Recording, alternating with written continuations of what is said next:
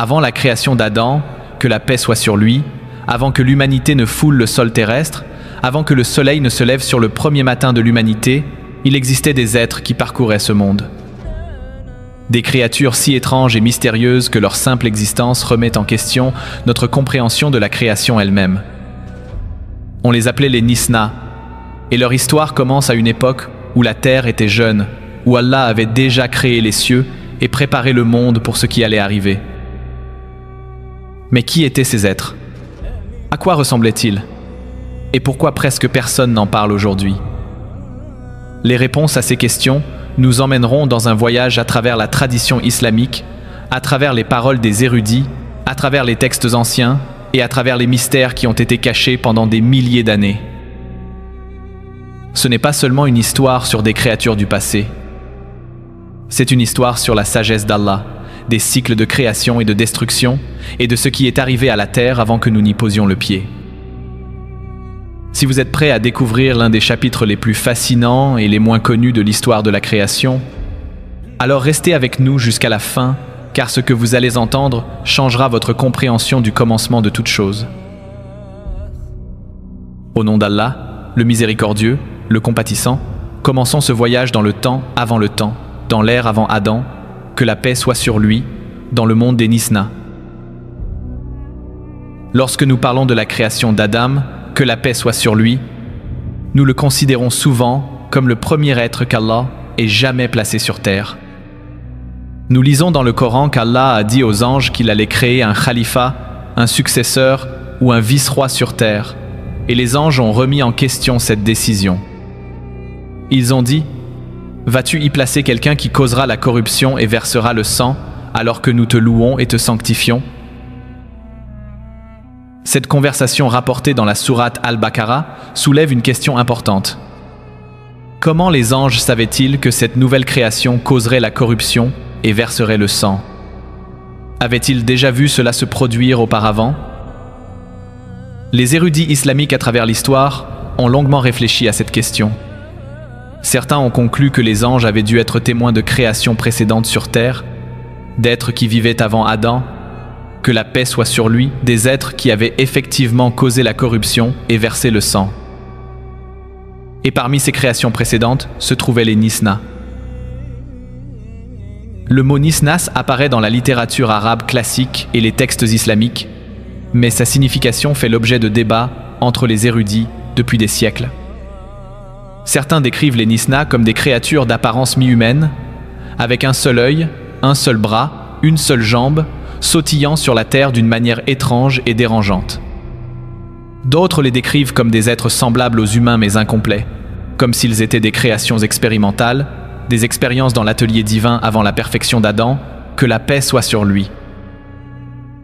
Le grand érudit Ibn Kathir mentionne dans son tafsir qu'avant qu'Allah ne crée Adam, que la paix soit sur lui, il y avait des djinns qui vivaient sur terre.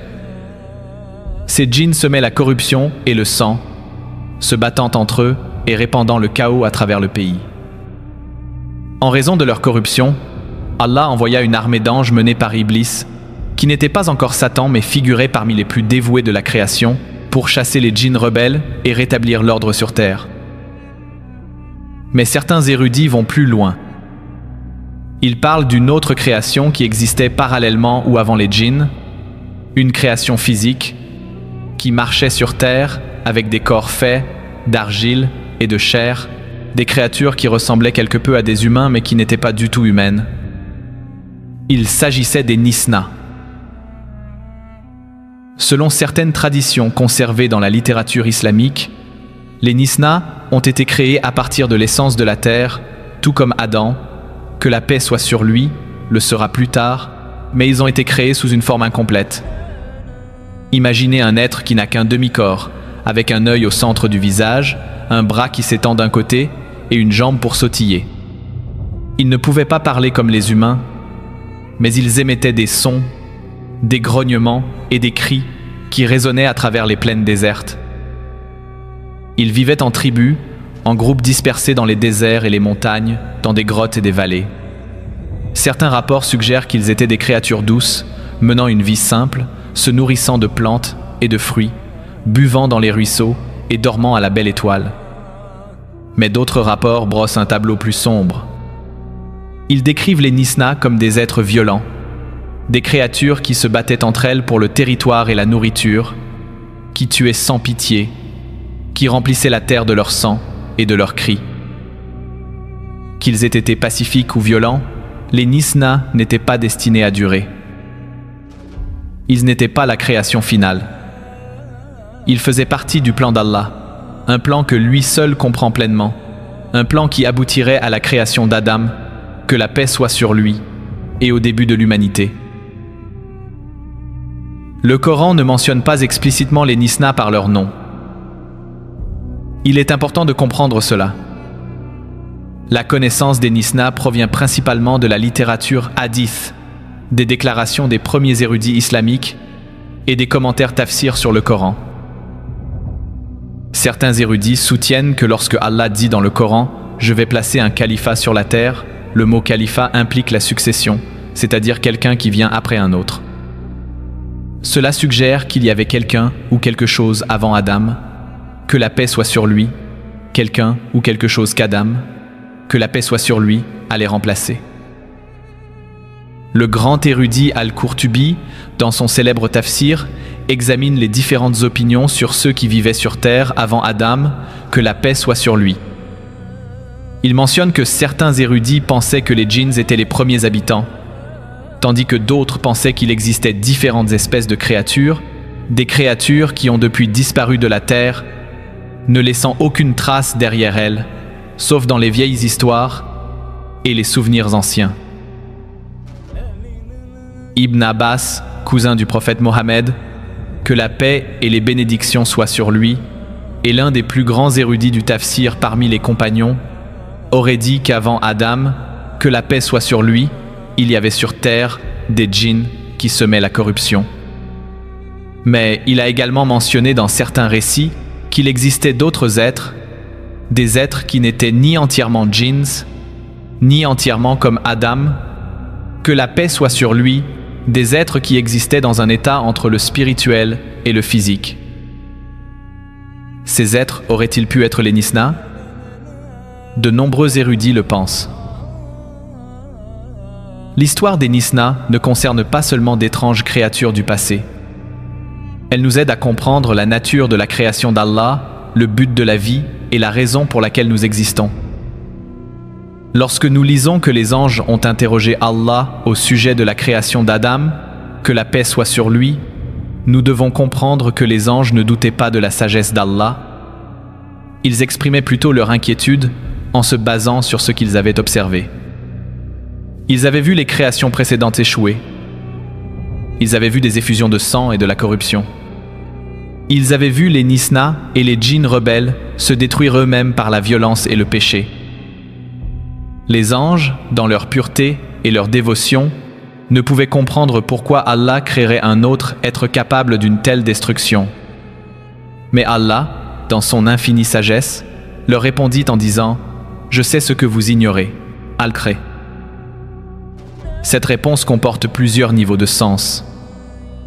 Elle signifie que Allah savait qu'Adam, que la paix soit sur lui, serait différent. Contrairement aux Nisna, contrairement aux djinns rebelles, Adam, que la paix soit sur lui, recevrait quelque chose de spécial, quelque chose qui le distinguerait de toutes les autres créatures. Il recevrait la connaissance, la compréhension, l'intellect et, surtout, il aurait le choix entre le bien et le mal, la capacité de se repentir et la miséricorde d'Allah pour pardonner.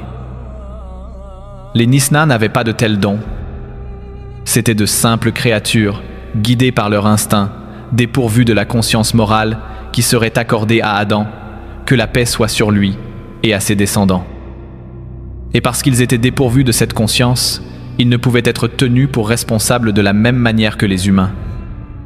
Ils n'ont pas reçu la charia, ils n'ont pas reçu de prophète, ils n'ont pas été mis à l'épreuve comme nous le sommes. Leur existence avait un but différent, un but connu seulement d'Allah.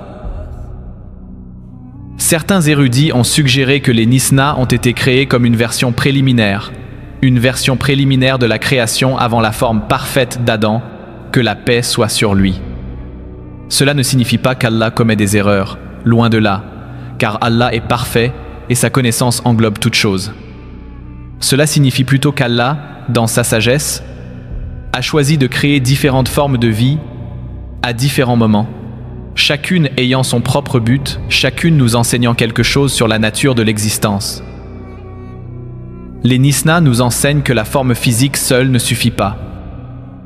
Avoir un corps, marcher sur terre, manger et boire, ces choses ne rendent pas un être digne d'être le califat d'Allah. Ce qui nous rend dignes, c'est notre âme, notre intellect, notre capacité à connaître Allah, à l'adorer, à faire des choix et à être tenu responsable de ses choix. Les Nisna ne possédaient pas ces qualités. Ils étaient comme des animaux, vivant par instinct, sans but supérieur. Ainsi, lorsque le moment fut venu pour Allah de créer son khalifa, il ne se contenta pas de créer un autre Nisnas. Il créa quelque chose d'entièrement nouveau, quelque chose qui n'avait jamais existé auparavant. Il créa Adam, que la paix soit sur lui, à partir d'argile, le façonna de ses propres mains, insuffla en lui son esprit et lui enseigna les noms de toutes choses. Ce fut le moment qui changea tout. Ce fut le moment où la terre cessa d'appartenir aux Nisnas ou aux djinns. Elle appartint désormais à l'humanité, aux enfants d'Adam, que la paix soit sur lui, à nous. Mais qu'est-il advenu des Nisna? Où sont-ils passés? Pourquoi ne les voyons-nous plus aujourd'hui? Selon la tradition islamique, lorsque Allah a décidé de créer Adam, que la paix soit sur lui, il a d'abord débarrassé la terre de ses anciens habitants. Les djinns rebelles ont été chassés par une armée d'anges. Certains ont été tués, d'autres ont été bannis vers des îles et des montagnes lointaines, d'autres encore ont été emprisonnés dans des lieux sombres sous la terre. Quant aux Nisna, leur sort est moins clair. Certains érudits affirment qu'ils ont été complètement détruits, anéantis par un grand châtiment d'Allah, peut être un déluge, une tempête ou un tremblement de terre qui les a tous engloutis. D'autres affirment qu'ils n'ont pas été détruits, mais plutôt transformés, changés en animaux que nous voyons aujourd'hui, dispersés à travers la terre sous différentes formes. Certaines narrations suggèrent que certains Nisna se sont enfuis aux confins de la terre, dans des endroits où les humains ne pourraient jamais les atteindre, des îles perdues dans l'océan, des grottes profondes dans les montagnes, des forêts si denses que la lumière du soleil ne les pénètre jamais.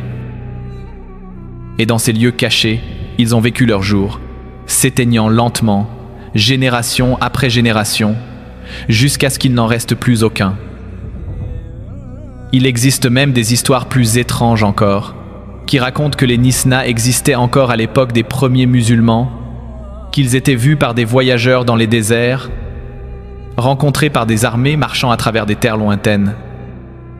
Le célèbre géographe et historien Al-Jaïd a écrit sur les Nisna dans son livre Kitab al-Hayawan, le livre des animaux. Il les décrit comme des créatures vivant dans les déserts du Yémen et de la péninsule arabique, des êtres à moitié formés qui sautillent sur une jambe, émettent des sons étranges et évitent tout contact avec les humains, est inférieur à dièse 1. 5 dièse est supérieur à que ces récits soient littéraux ou symboliques, que les Nisna décrits par Al-Jaïz aient été des créatures réelles ou toute autre chose, nous ne pouvons le dire avec certitude. Ce que nous pouvons affirmer, c'est que le souvenir des Nisna a persisté dans la culture islamique pendant de nombreux siècles, apparaissant dans la poésie, dans les contes, dans les avertissements donnés aux enfants au sujet des choses étranges qui se cachent dans la nature sauvage. Dans la littérature persane et turque, les Nisna apparaissent comme des créatures du folklore, parfois représentées comme des monstres, parfois comme des êtres pitoyables, maudits et incomplets. Dans certaines histoires, ils seraient les descendants de djinns qui se sont accouplés avec des animaux, donnant naissance à une progéniture qui n'était ni l'un ni l'autre. Dans d'autres histoires, ils seraient le résultat de malédictions, des personnes punies par Allah et transformées en ces êtres hybrides en signe de leur péché. Mais nous devons rester prudents. Toutes les histoires sur les Nisna ne sont pas authentiques. Beaucoup ont été mélangées à des mythes, à des superstitions, à l'imagination des poètes et des conteurs. Nous devons nous concentrer sur les sources authentiques, le Coran, les hadiths et les déclarations d'érudits fiables. Et dans ces sources authentiques, nous trouvons un message cohérent. Avant Adam, que la paix soit sur lui, il y avait d'autres êtres sur terre. Ces êtres, qu'il s'agisse de djinns, de nisnas ou d'autres créatures dont nous ne connaissons même pas le nom, n'étaient pas capables de remplir le rôle que Allah avait prévu pour son khalifa. Ils ne pouvaient pas porter la confiance, l'amana qu'Allah offrait aux cieux, à la terre et aux montagnes, une confiance qu'ils ont tous refusée parce qu'elle était trop grande, trop lourde, trop dangereuse. Mais Adam, que la paix soit sur lui, et ses descendants, l'humanité, avons accepté cette confiance. Nous avons pris la responsabilité du choix moral, du culte, de la construction de civilisation, de la recherche de la connaissance, de la quête du bien et d'être mis à l'épreuve dans ce monde temporaire. Les Nisnas n'ont jamais eu ce fardeau. Ils ont vécu et sont morts sans être mis à l'épreuve. Ils n'avaient pas à rendre de compte. On ne leur avait pas promis le paradis ni mis en garde contre l'enfer. Ils ont simplement existé, puis ils sont morts, ne laissant derrière eux que de vagues souvenirs et de vieilles histoires. L'histoire des Nisna nous enseigne une leçon spirituelle plus profonde. Elle nous rappelle que notre existence n'est pas le fruit du hasard, que nous ne sommes pas ici par accident. Allah aurait pu nous créer comme de simples créatures telles que les Nisna, des êtres sans intellect, sans libre arbitre, sans le fardeau du choix. Mais il ne l'a pas fait. Il a choisi de nous rendre différents. Il a choisi de nous donner la connaissance, de nous enseigner le bien et le mal, de placer dans nos cœurs la capacité de l'aimer, de le connaître, de l'adorer. C'est un immense honneur, mais c'est aussi une immense responsabilité. Les anges, lorsqu'ils ont remis en question la création d'Adam, que la paix soit sur lui, n'avaient pas tort de s'inquiéter. Ils savaient qu'un grand pouvoir s'accompagne d'un grand potentiel pour le bien et pour le mal. Ils savaient que les humains, contrairement aux Nisna, auraient la capacité de construire et de détruire, de créer la beauté et de répandre la laideur, de s'élever au sommet de la justice ou de sombrer dans les profondeurs du péché. Et nous voyons cette réalité chaque jour. Nous voyons des humains accomplir des actes de bonté incroyables, construire des hôpitaux, nourrir les affamés, prendre soin des orphelins, s'efforcer de suivre la voie d'Allah. Mais nous voyons aussi des humains commettre des actes de cruauté terribles, mener des guerres, opprimer les faibles, adorer de faux dieux, oublier leur créateur. Les Nisna n'ont jamais eu cette capacité. Ils étaient limités, simples, prévisibles. Nous, en revanche, sommes complexes, capables de grandeur et capables de méchanceté. Et c'est exactement pour cela qu'Allah nous a créés. Car ce n'est qu'à travers cette épreuve, ce n'est qu'à travers la lutte entre le bien et le mal dans nos propres cœurs, que nous pouvons vraiment prouver notre valeur et gagner le paradis éternel. Lorsque nous réfléchissons à la conversation des anges avec Allah au sujet de la création d'Adam, que la paix soit sur lui, nous pouvons désormais mieux comprendre leur point de vue. Ils avaient vu les Nisna échouer.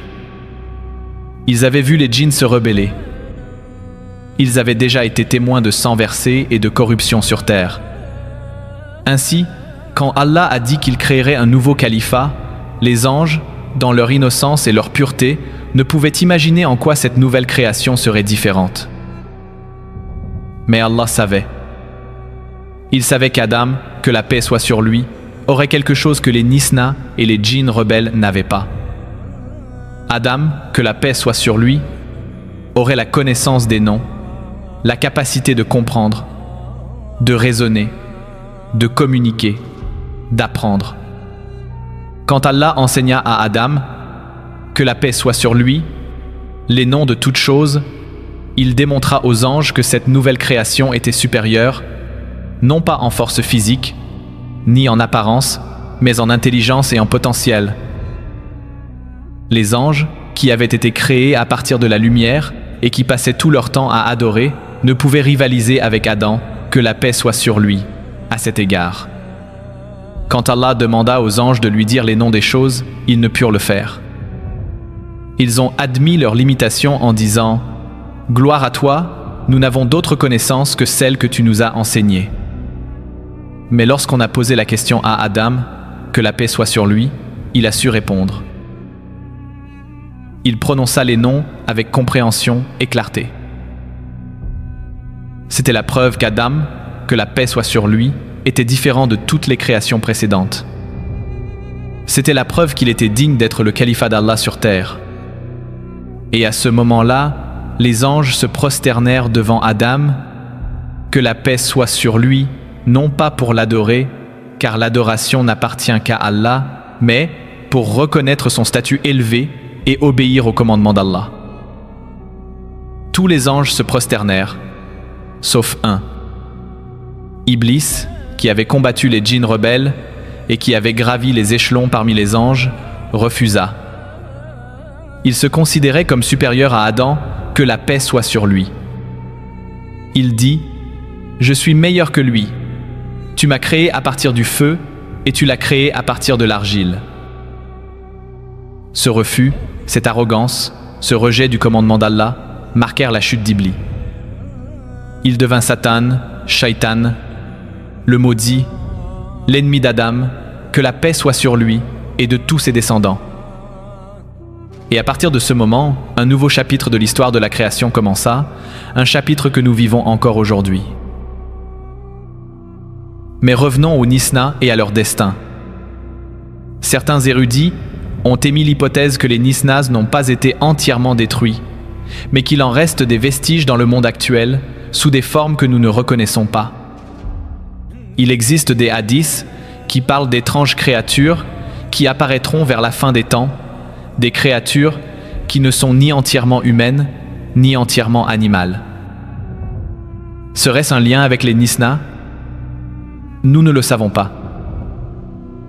Ce que nous savons, c'est que la création d'Allah est vaste et pleine de mystères.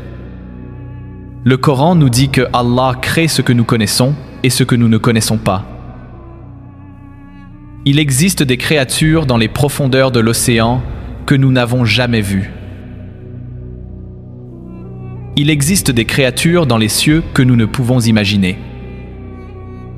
Et il y avait des créatures dans le passé, comme les Nisna, qui ont marché sur cette terre avant nous, puis ont disparu. Leur disparition ne signifie pas qu'elles ont échoué, est inférieure à dièse 1. 0 dièse est supérieur à cela signifie qu'elles ont rempli leur mission. Ils faisaient partie du plan d'Allah, un plan que lui seul comprend pleinement. Ils ont existé pour que nous puissions exister. Ils étaient les précurseurs, les premières expériences, les premières ébauches de la grande histoire de la création qui aboutirait à la création de l'humanité. Dans la conception islamique du temps et de la création, rien n'arrive par hasard. Tout est planifié, tout est mesuré, tout est écrit dans la table préservée, la Law al-Mahfouz. Les Nisna faisaient partie de ce plan. Leur existence nous rappelle plusieurs vérités importantes. Tout d'abord, elle nous rappelle que Allah est le créateur de toutes choses et qu'il crée selon sa volonté. Il n'est pas limité dans sa création.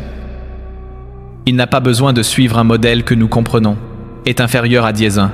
0 dièse est supérieur à. Il peut créer des êtres de lumière comme les anges, des êtres de feu comme les djinns, des êtres d'argile comme les humains et des êtres comme les Nisna que nous pouvons à peine comprendre. Deuxièmement, cela nous rappelle qu'être physiquement présent sur terre ne suffit pas pour être le califat d'Allah. Les Nisna marchaient sur la terre, ils respiraient l'air, ils buvaient l'eau, mais ils n'ont pas été choisis. Pourquoi? Parce qu'ils ne possédaient pas les qualités essentielles qui font un véritable califat, la connaissance, la conscience morale, le libre arbitre et la responsabilité. Troisièmement, cela nous rappelle que chaque création a son temps. Le temps des Nisna est venu et reparti. Maintenant, c'est notre temps, le temps de l'humanité. Et tout comme le temps des Nisna a pris fin, notre temps prendra également fin. Un jour, cette terre sera enroulée comme un parchemin. Les montagnes seront réduites en poussière. Les mers bouilliront. Le soleil s'obscurcira. Et toute la création prendra fin pour renaître le jour du jugement. Lorsque ce jour viendra, ce qui importera, ce n'est pas que nous ayons marché sur la terre, mais comment nous avons marché sur la terre. Avons-nous rempli notre rôle de califat? Avons-nous adoré Allah seul? Avons-nous suivi ses commandements? Avons-nous traité sa création avec miséricorde et justice? Telles sont les questions qui détermineront notre destin éternel. L'histoire des Nisna soulève également des questions sur d'autres êtres mystérieux mentionnés dans les textes islamiques. Par exemple, il existe des hadiths qui parlent d'une créature appelée Dabat al-Ard, la bête de la terre, qui apparaîtra vers la fin des temps. Cette créature est décrite comme énorme, intelligente et capable de parler aux gens, les marquant comme croyants ou mécréants. Cette créature pourrait-elle être liée d'une manière ou d'une autre au Nisna? Serait-elle un vestige survivant ou une recréation de ces êtres anciens? La tradition islamique nous rapporte également des histoires sur les peuples d'Ad et de Tamoud, des nations anciennes qui étaient beaucoup plus grandes et plus fortes que les humains d'aujourd'hui. Les Ad étaient décrits comme des géants, dominant les humains normaux. Les Tamoud creusaient leurs maisons dans les montagnes. C'étaient de véritables êtres humains, descendants d'Adam, que la paix soit sur lui, mais ils avaient des caractéristiques physiques que nous ne voyons plus chez l'humanité d'aujourd'hui. Cela nous montre que la création d'Allah a toujours été diversifiée et que différentes époques ont vu différentes manifestations de la vie sur Terre. Les Nisna n'étaient qu'une de ces manifestations, une forme de vie unique qui a existé pendant un certain temps, puis a disparu. Certains musulmans modernes, lorsqu'ils entendent parler des Nisna, se sentent mal à l'aise. Ils se demandent si ces histoires sont compatibles avec la science, avec l'évolution, avec notre compréhension moderne de la biologie et de l'histoire. Il est important de comprendre que l'islam ne rejette pas la connaissance ou la science. Le Coran nous encourage à plusieurs reprises à étudier le monde naturel, à observer les signes d'Allah dans la création, à rechercher la connaissance auprès de toutes les sources. Mais en même temps, l'islam nous enseigne qu'il y a des limites à la connaissance humaine, qu'il y a des choses que nous ne pouvons pas découvrir par la seule science, des choses qui nécessitent une révélation d'Allah. L'existence des Nisna est l'une de ces choses. Nous ne les connaissons pas grâce à des fossiles ou à des preuves archéologiques, mais grâce à la sagesse préservée de nos érudits et aux récits authentiques des premières générations de musulmans. Cela signifie-t-il que nous devons rejeter la science? Non. Cela signifie que nous devons reconnaître que la science et la révélation ont chacune leur place, et que, parfois, la révélation nous informe de réalités que la science n'a pas encore découvertes ou ne découvrira, peut-être jamais. Après tout, la science a autrefois affirmé que la Terre était plate. Elle a autrefois affirmé que l'atome était la plus petite particule. Elle a autrefois affirmé beaucoup de choses qui se sont par la suite révélées fausses. La science est un processus de découverte qui se met constamment à jour et se corrige. Mais la connaissance qui vient d'Allah est absolue et immuable. Ainsi, lorsque nous entendons parler des Nisna, nous ne devons pas les rejeter comme un mythe ou une fantaisie. Nous devons l'aborder avec un esprit ouvert, en reconnaissant que la création d'Allah est bien plus complexe et mystérieuse que nous ne pouvons l'imaginer. L'histoire des Nisna nous enseigne également des leçons morales et spirituelles. L'une des leçons les plus importantes est l'humilité. Nous, les humains, nous considérons souvent comme le centre de la création, comme si tout avait été fait pour nous et que nous étions le summum de l'œuvre d'Allah. Mais l'histoire des Nisna nous rappelle que nous ne sommes pas les premiers et que nous ne serons pas les derniers. Nous ne sommes qu'une étape dans le plan d'Allah. Avant nous, il y avait les Nisna. Avant eux, il y en avait peu, être d'autres. Et après nous, qui sait ce qu'Allah créera? Le Coran nous dit qu'au jour du jugement, la terre sera transformée en une autre terre, tout comme les cieux. À quoi ressemblera cette nouvelle terre? Quelles nouvelles créatures l'habiteront? Seul Allah le sait. Cela devrait nous rendre humbles. Cela devrait nous rappeler que nous ne sommes pas éternels, que notre temps sur cette terre est limité et que nous devons en tirer le meilleur parti. Les Nisna ont eu leur chance. Ils ont vécu, ils ont existé, puis ils sont morts. C'est maintenant notre tour. Que ferons-nous de cette chance? Une autre leçon à tirer des Nisna est l'importance d'avoir un but. Les Nisna existaient, mais ils n'avaient pas de but supérieur. Ils n'ont pas été mis à l'épreuve. Ils n'ont pas reçu de conseils. Ils ont simplement vécu et sont morts. Nous, en revanche, avons reçu un but. On nous a dit pourquoi nous existons. Allah dit dans le Coran: « Je n'ai créé les djinns et les hommes que pour qu'ils m'adorent. » Tel est notre but. Adorer Allah. Non seulement par la prière et le jeûne, mais aussi par chacune de nos actions. Lorsque nous sommes gentils avec les autres, nous adorons Allah.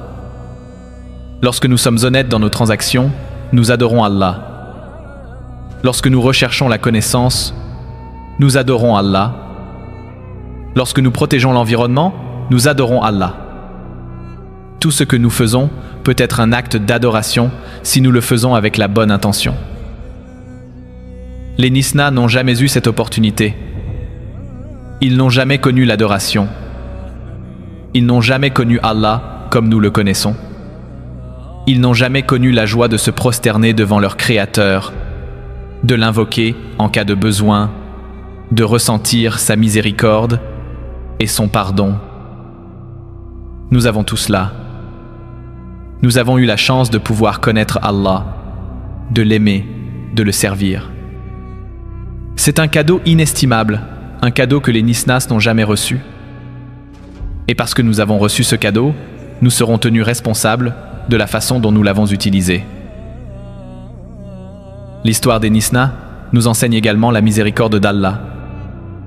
Lorsque les Nisna ont échoué, lorsqu'ils se sont révélés incapables d'être ses khalifas, Allah n'a pas renoncé à l'idée d'avoir un khalifa sur terre. Il aurait pu simplement laisser la terre aux animaux, aux plantes, au cycle naturel de la création, sans aucun but supérieur. Mais il ne l'a pas fait. Au lieu de cela, il a créé Adam, que la paix soit sur lui, un être capable de remplir le rôle de califat, un être capable de porter la confiance. Cela nous montre qu'Allah n'abandonne pas facilement sa création. Il est patient. Il donne des chances. Il crée et recrée jusqu'à ce que son objectif soit atteint. Et cette même miséricorde s'étend à nous. Lorsque nous péchons, lorsque nous échouons, lorsque nous oublions notre objectif, Allah ne nous détruit pas immédiatement. Il nous donne du temps. Il nous donne des occasions de nous repentir. Il nous envoie des rappels à travers le Coran, à travers les hadiths, à travers les exemples des gens vertueux, à travers notre propre conscience. La porte du repentir reste ouverte jusqu'à ce que le soleil se lève à l'ouest, jusqu'au moment de la mort. Tant que nous sommes en vie, nous avons la possibilité de nous tourner vers Allah, de corriger nos erreurs, de nous améliorer. Les Nisnas n'ont jamais eu cette chance car ils n'ont jamais été mis à l'épreuve. Mais nous avons cette chance chaque jour. Abordons maintenant une question que certaines personnes se posent. Si les Nisna ont existé, pourquoi ne sont-ils pas mentionnés plus clairement dans le Coran? Pourquoi ne les trouve-t-on que dans les hadiths et les commentaires savants? La réponse est simple. Le Coran n'est pas un livre d'histoire au sens conventionnel du terme. C'est un livre de guidance. Il nous dit ce que nous devons savoir pour notre développement spirituel et notre relation avec Allah. Les détails sur les créatures qui existaient avant Adam, que la paix soit sur lui, ne sont pas essentiels à notre salut. Connaître les Nisna ne fait pas de nous de meilleurs musulmans. Cela ne change en rien nos obligations ou notre responsabilité. Cependant, ces détails sont conservés dans les hadiths et dans les déclarations des érudits, car ils nous aident à comprendre le contexte plus large de la création. Ils nous aident à apprécier la sagesse et la puissance d'Allah. Ils nous aident à voir que l'histoire de la création est bien plus complexe et belle que nous pourrions le penser. Ainsi, alors que le Coran se concentre sur l'essentiel, les hadiths et la tradition savante préservent des détails supplémentaires pour ceux qui sont curieux, pour ceux qui veulent approfondir leurs connaissances, pour ceux qui veulent comprendre le tableau dans son ensemble. Et il n'y a rien de mal à rechercher cette connaissance, tant que nous n'en devenons pas obsédés au point de négliger nos obligations, est inférieur à dièse 2, 0 dièse est supérieur à. Dans certains textes islamiques classiques, les Nisna sont décrits avec force détail. Al-Damiri, dans son célèbre ouvrage Ayat al-Hayawan, la vie des animaux, consacre une section aux Nisna. Il les décrit comme des créatures qui sautillent sur une jambe, ont un seul bras et semblent être la moitié d'un être humain coupé en deux. Il mentionne qu'ils ont été trouvés dans les déserts du Yémen et que les voyageurs qui les ont rencontrés ont été terrifiés par leur apparence. Certains de ces voyageurs ont rapporté que les Nisna les suivaient à distance, émettant des sons étranges, mais sans jamais les attaquer. D'autres ont déclaré que les Nisna s'enfuyaient à la vue des humains, se cachant dans des grottes ou derrière des rochers. Il existe même des récits de personnes qui ont tenté de capturer un Nisnas, mais la créature s'échappait toujours, se déplaçant à une vitesse surprenante malgré le fait qu'elle n'ait qu'une seule jambe. Al-Qazwini, un autre érudit et géographe islamique célèbre, a également écrit sur les Nisna dans son ouvrage Ajaib al-Makhlouka, les merveilles de la création. Il les a classés parmi les créatures étranges et mystérieuses du monde, aux côtés des récits d'îles, abritant des animaux inhabituels et de terres peuplées de personnes singulières. Il a décrit les Nisna comme un avertissement et un rappel du pouvoir d'Allah de créer tout ce qu'il veut sous la forme qu'il veut. Mais nous devons être prudents lorsque nous lisons ces textes classiques. Certaines descriptions peuvent être littérales, tandis que d'autres peuvent être symboliques ou exagérées par les conteurs au fil du temps. Ce qui importe, ce n'est pas l'apparence physique exacte des Nisna, mais les leçons théologiques et spirituelles que leur existence nous enseigne. Les Nisnas nous rappellent que la création d'Allah ne se limite pas à ce que nous voyons autour de nous aujourd'hui. Ce n'est pas parce que nous ne voyons pas ces créatures aujourd'hui qu'elles n'ont jamais existé. La Terre est ancienne, bien plus ancienne que la civilisation humaine. Elle a vu d'innombrables formes de vie apparaître et disparaître. Les Nisna n'étaient qu'une de ces formes. Il existe également un lien intéressant entre les Nisna et le concept d'épreuve divine. Lorsque Allah a créé Adam, que la paix soit sur lui, il l'a immédiatement mis à l'épreuve en lui enseignant le savoir et en lui demandant de le démontrer devant les anges.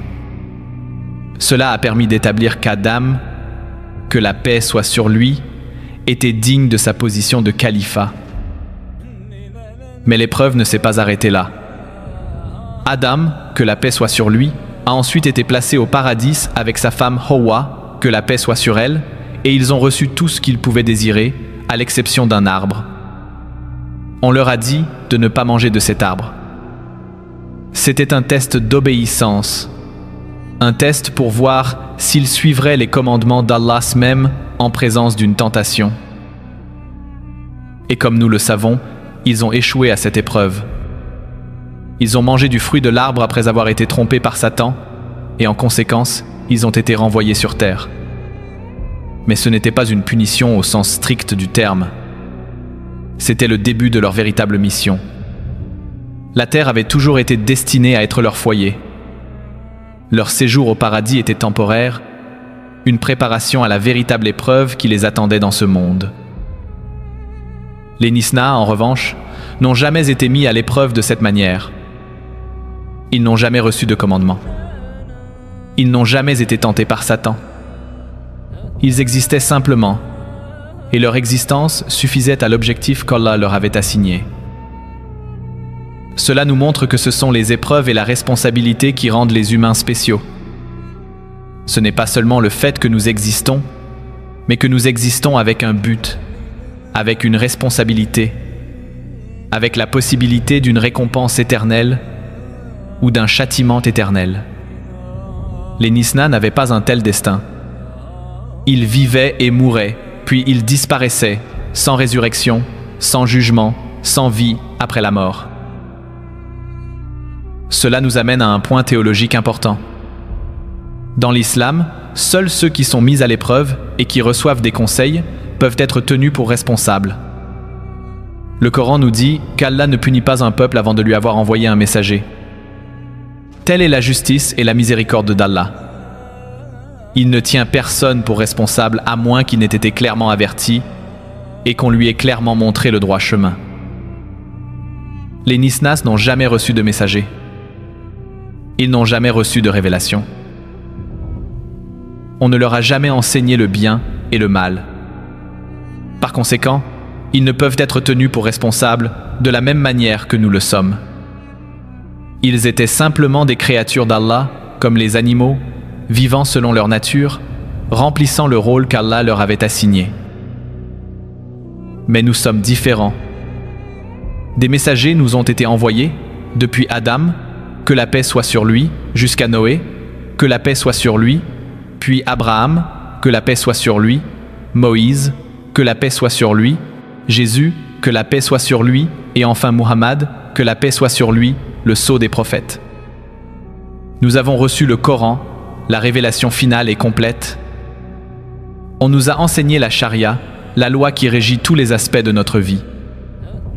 Nous n'avons aucune excuse. Si nous échouons, si nous rejetons la vérité, si nous choisissons la corruption et le mal, nous devrons rendre des comptes. Et la punition sera sévère, car nous avons eu toutes les chances de réussir. Les Nisnas n'ont pas eu cette chance et ne sont donc pas tenus pour responsables. Examinons maintenant ce que l'existence des Nisnas nous apprend sur la nature du temps dans la cosmologie islamique.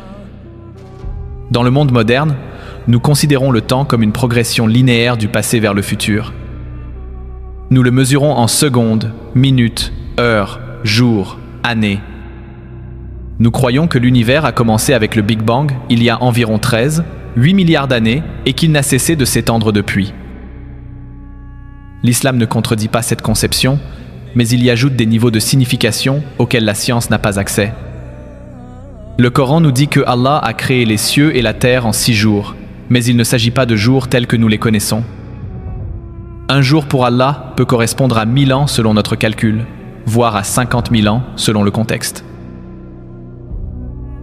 Cela signifie que le processus de création n'a pas été instantané, mais s'est déroulé sur de longues périodes. Et pendant ces périodes, Allah a créé de nombreuses choses qui existaient avant la création finale d'Adam, que la paix soit sur lui. Les Nisnas faisaient partie de ce processus. Ils ont été créés, ils ont vécu et ils sont morts. Tout cela dans le cadre du grand déroulement du plan d'Allah. Leur existence a peut être durée des milliers, voire des millions d'années. Nous ne le savons pas, car Allah ne nous l'a pas dit. Mais leur temps a pris fin lorsqu'il était temps pour Adam, que la paix soit sur lui, d'être créé.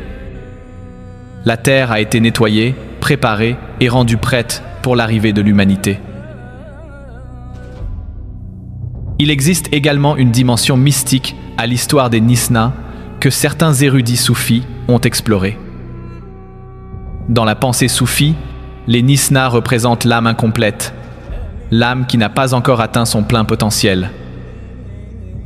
Tout comme les Nisna étaient physiquement incomplets, n'ayant qu'un demi-corps, l'âme humaine avant d'être purifiée et perfectionnée est également incomplète. Elle est tiraillée entre ses désirs inférieurs et ses aspirations supérieures. Elle est déchirée entre le monde matériel et le monde spirituel. Elle sautille sur une jambe, pour ainsi dire, incapable de marcher droit sur le chemin qui mène à Allah. Le but du voyage spirituel dans le soufisme est de compléter l'âme, d'unir ses parties dispersées, d'apporter l'harmonie entre le corps et l'esprit, entre l'ego et le cœur. Lorsque cela se produit, l'âme devient entière, complète, parfaite. Elle n'est plus comme les nizna, trébuchante et incomplète. Elle devient comme le véritable califat voulu par Allah, incarnant pleinement les qualités de la connaissance, de la sagesse, de la miséricorde et de la justice. C'est une belle interprétation, et qu'il s'agisse ou non du sens original, elle montre comment l'histoire des Nisna peut être comprise à plusieurs niveaux, littéral et symbolique, physique et spirituel. Passons maintenant à la question des preuves. Certaines personnes demandent si les Nisna ont vraiment existé, où sont les preuves physiques? Où sont les fossiles, les os, les vestiges archéologiques? C'est une question légitime et la réponse comporte plusieurs parties. Tout d'abord, nous devons nous rappeler que l'absence de preuves n'est pas une preuve d'absence.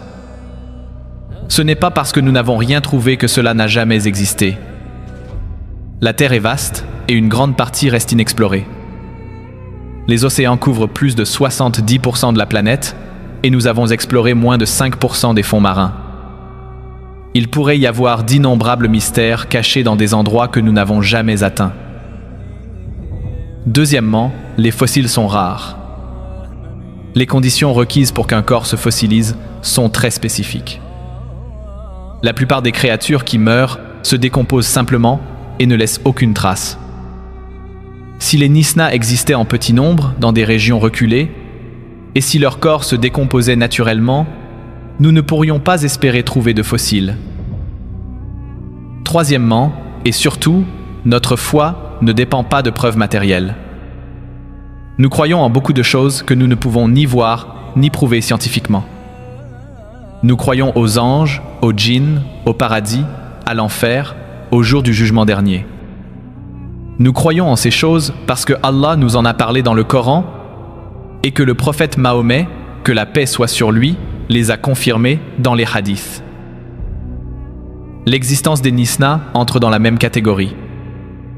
Elle fait partie de l'invisible, du gaïb, de la connaissance qui provient de la révélation plutôt que de l'observation.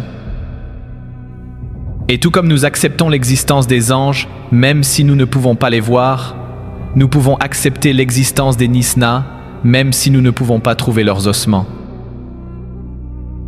Il y a également la question de l'interprétation.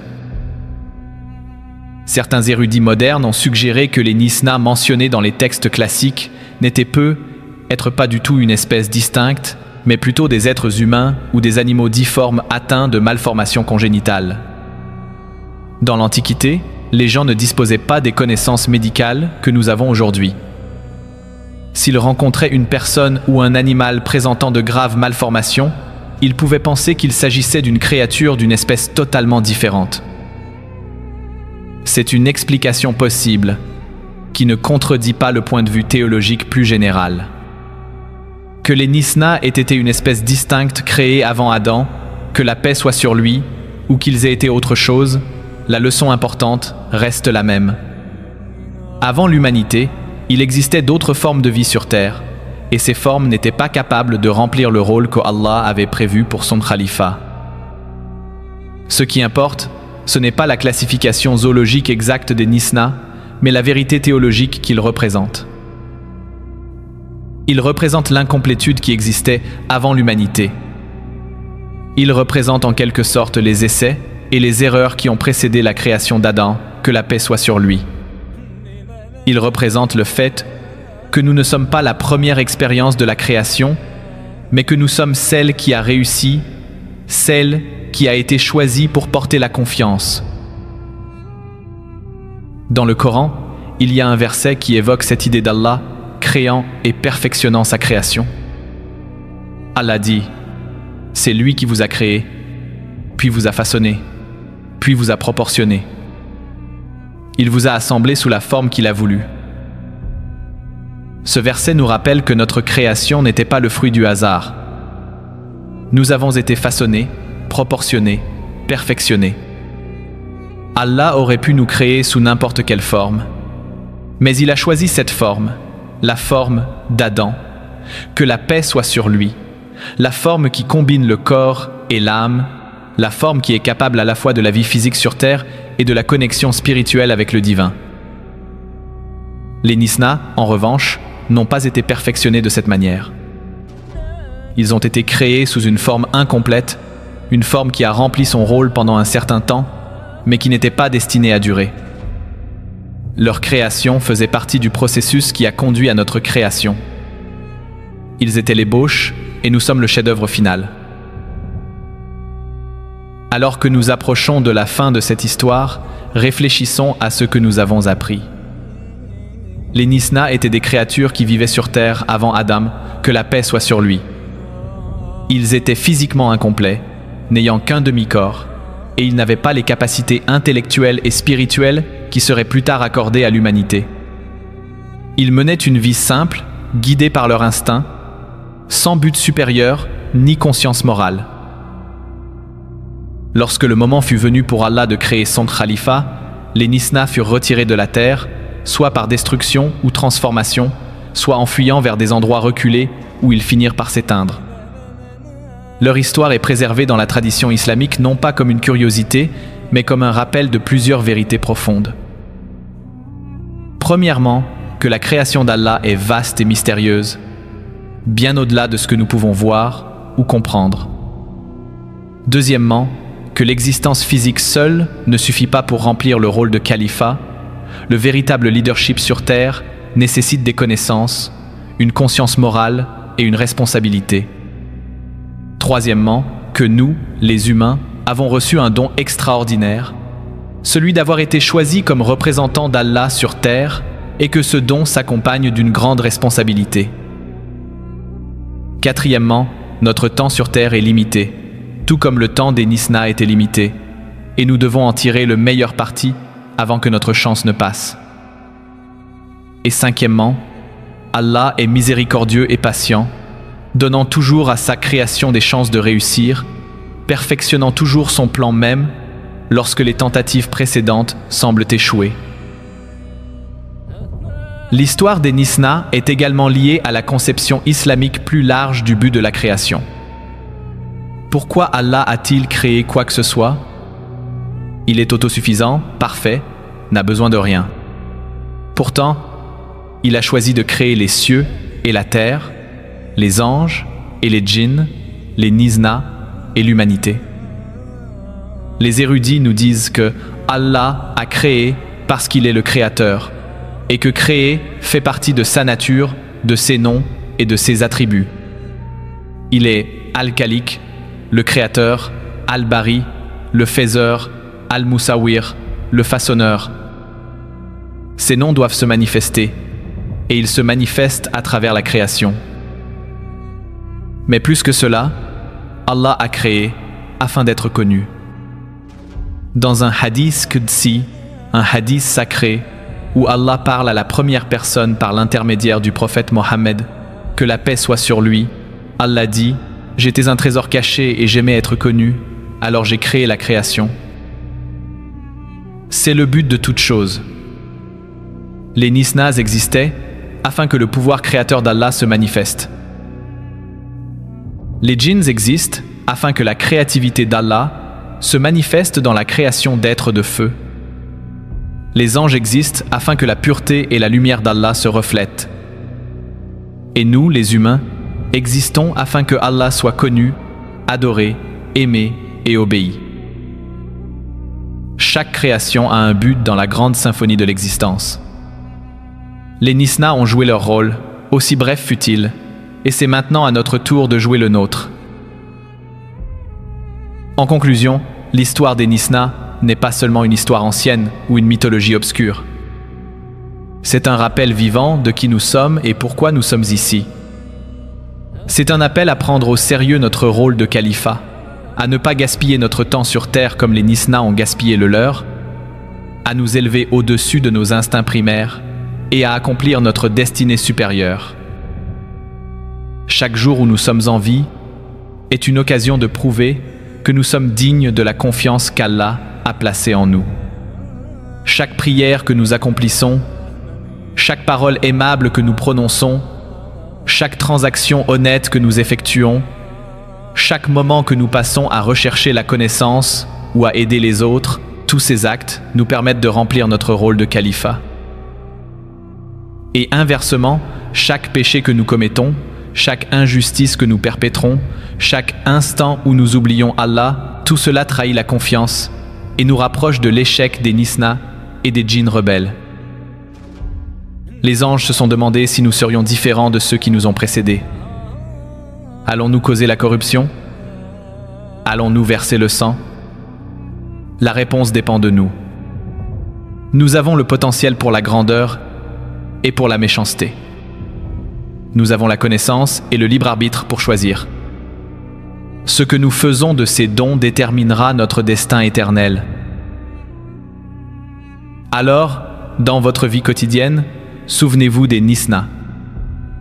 Souvenez-vous qu'ils ont marché sur cette terre avant vous, qu'ils ont vécu et sont morts sans but, sans guide, sans espoir de paradis. Et soyez reconnaissants de ne pas être comme eux. Soyez reconnaissants que Allah vous ait choisi pour être humain, pour être les descendants d'Adam, que la paix soit sur lui, pour faire partie de la Oumma de Muhammad, que la paix soit sur lui. C'est un honneur incommensurable, un honneur que des milliards de créatures avant vous n'ont jamais reçu. Ne le gaspillez pas. Ne le considérez pas comme acquis. Vivez chaque jour en ayant conscience que vous êtes le califat d'Allah sur terre, que vous, le représentez dans vos actions, que vous êtes observé et que vous devrez rendre des comptes. Et lorsque votre temps sur terre touchera à sa fin, lorsque l'ange de la mort viendra prendre votre âme, puissiez-vous être parmi ceux qui rencontreront Allah avec un cœur pur, des intentions pures et un bilan rempli de bonnes actions. Puissiez-vous être parmi ceux qui ont rempli leur rôle de khalifa. Puissiez-vous faire partie de ceux qui seront accueillis au paradis, où vous demeurerez pour toujours en présence de votre Seigneur. C'est là le véritable succès. C'est ce que les Nisna n'ont jamais eu et ce qui nous a été donné. Que Allah nous guide tous pour que nous tirions le meilleur parti de ce précieux cadeau. Amen.